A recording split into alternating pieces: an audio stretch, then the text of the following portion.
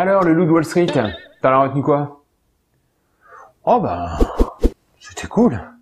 Ok, je suis ravi de voir que t'as passé un bon moment, mais moi je m'attendais plutôt à des infos concrètes, genre t'as bien dû apprendre un truc ou deux sur la finance, non? Ah oui, la finance c'est vachement bien, on gagne plein de thunes et puis on se marre. Ah ok, bon, ça mérite un épisode.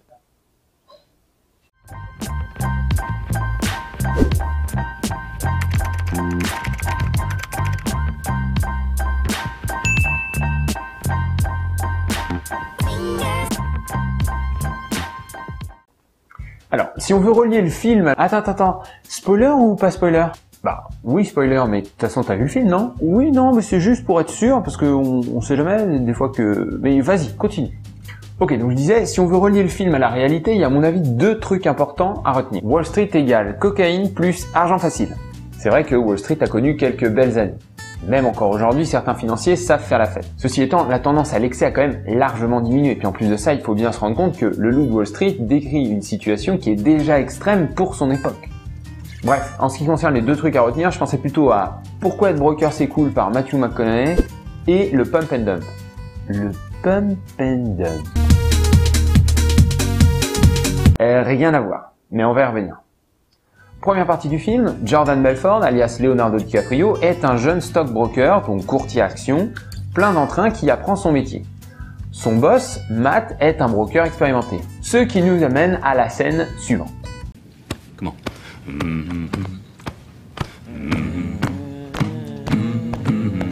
With a common denominator. Ok, c'est une série de 2 minutes. Matt révèle à Léo un truc super important ici. Il lui dit que les rois de Wall Street, ce sont les brokers. Les vrais mecs qui s'enrichissent à Wall Street sont les brokers. Ah ouais, pourquoi? Qu'est-ce qu'un broker? C'est un genre d'intermédiaire entre deux investisseurs, un peu comme un agent immobilier. Le broker trouve l'acheteur ou vendeur et inversement.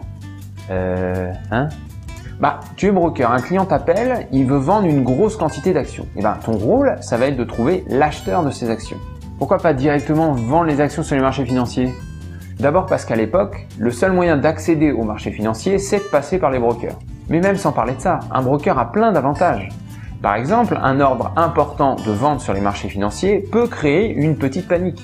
Si tout le monde est au courant qu'un investisseur cherche à vendre un gros paquet d'actions, alors dans ce cas, les autres investisseurs peuvent se dire « Mais attends, si lui il est en train de vendre, faut peut-être que je vende moi aussi ». Et du coup, ça crée un genre d'effet boule de neige qui ferait baisser énormément le stock. Donc c'est toujours intéressant d'avoir un broker qui connaît bien les règles du jeu, qui sait qui contacter, peut-être à quel moment acheter ou à quel moment vendre, et d'une manière générale, rester discret. Au début du film, on est en 1987, donc les marchés financiers sont dans leur 5e année de hausse consécutive. Les investisseurs deviennent riches, toujours plus riches, mais sur le papier uniquement. Ils voient le prix de leur investissement augmenter, donc ils se sentent plus riches.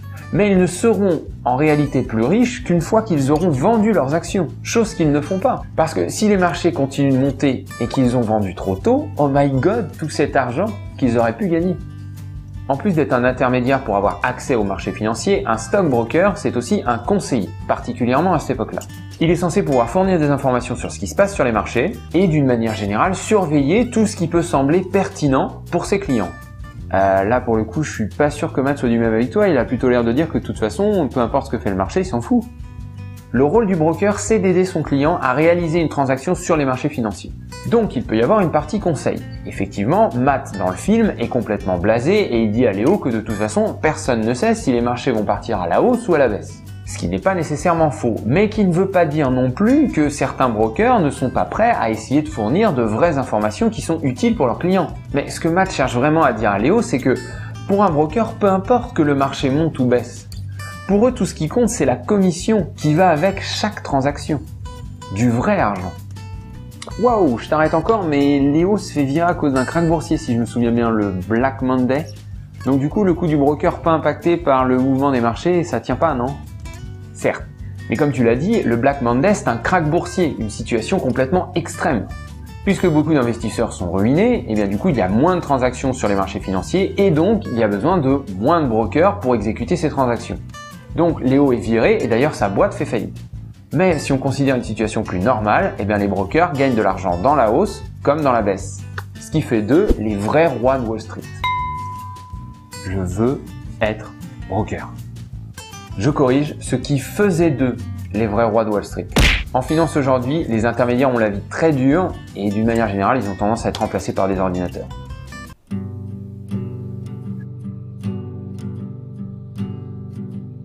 Ce qui nous amène à parler de la fraude. Faut pas oublier que Jordan Belfort est un criminel. Il a arnaqué ses clients pour plus de 200 millions de dollars. À partir du moment où il est embauché dans cette boiler room et où il utilise ses talents de vendeur pour... Excuse-moi juste un instant, une boiler quoi? Une boiler room, c'est un peu comme un call center qui se spécialise dans la vente de penny stock. C'est pas plus clair. Ok, imagine un call center rempli de vendeurs. Tous ont une mission, vendre ce qu'on appelle des penny stocks à des particuliers. Les penny stocks sont des actions qui sont très peu liquides, ça veut dire qu'ils s'échangent très peu, qui valent sous les 5 $ et qui traitent sur les marchés de gré à gré. On appelle ça OTC ou over the counter. Ça veut dire que ces actions ne s'échangent même pas en bourse.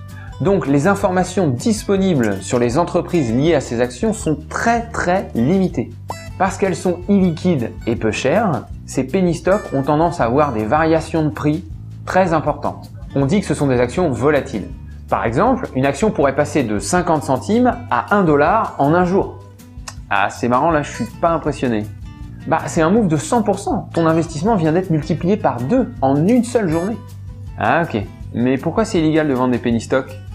C'est pas que c'est illégal, mais pour traiter des penny stocks, il faut avoir des connaissances financières importantes. Et surtout, il faut avoir des connaissances sur les sociétés qu'on traite, parce que les informations sont très peu disponibles. Or, dans le film, Léo met en place des stratégies de vente qui sont quand même légèrement borderline, super agressives et même carrément mensongères. Ah ouais, en plus il arnaque des pauvres mecs qui connaissent rien, non? Au début, oui, il s'adresse à des pères de famille qui ont à peine les moyens, qui connaissent rien au marché financier. Ceci étant, à partir du moment où il crée sa société Stratton Oakmont, alors là, il se met à viser des vrais investisseurs qui ont des connaissances financières et qui ont vraiment de l'argent à investir. Et c'est là où Léo se met à utiliser la stratégie du pump and dump, qu'on peut traduire par gonflage et largage. Et ça, pour le coup, c'est complètement illégal. Voilà en quoi consiste la fraude. On commence par acheter un bon paquet de penny stock. Comme les volumes sont normalement très faibles, cet excès d'activité sur l'action aura tendance à faire monter les cours. C'est ce qu'on appelle le pump ou gonflage des prix. Ensuite, on fait croire aux pigeons qu'il s'agit d'une opportunité à pas manquer. Il suffit de regarder le cours de l'action, ça vient de monter énormément, on est dans une tendance gagnante, il faut absolument tirer profit d'une telle opportunité. Donc en utilisant des techniques de vente très agressives qui sont décrites dans le film, on va petit à petit réussir à vendre les actions achetées auparavant. C'est ce qu'on appelle le dump ou largage des actions. Une fois que toutes les actions ont été vendues, on se retrouve avec des prix d'achat qui sont en dessous des prix de vente, donc on a gagné de l'argent. Et évidemment, une fois que le cours de l'action n'est plus supporté par ces achats répétitifs, il retombe à son niveau initial. Et les nouveaux actionnaires se sont fait dépouiller. Ah Léo, tu dégoûtes. Il y a un autre film sympa qui parle de pump and dump, c'est Boiler Room, Les Initiés en français. C'est avec Ben Affleck et Vin Diesel. Oh, il y a des bagnoles et des cascades? Non.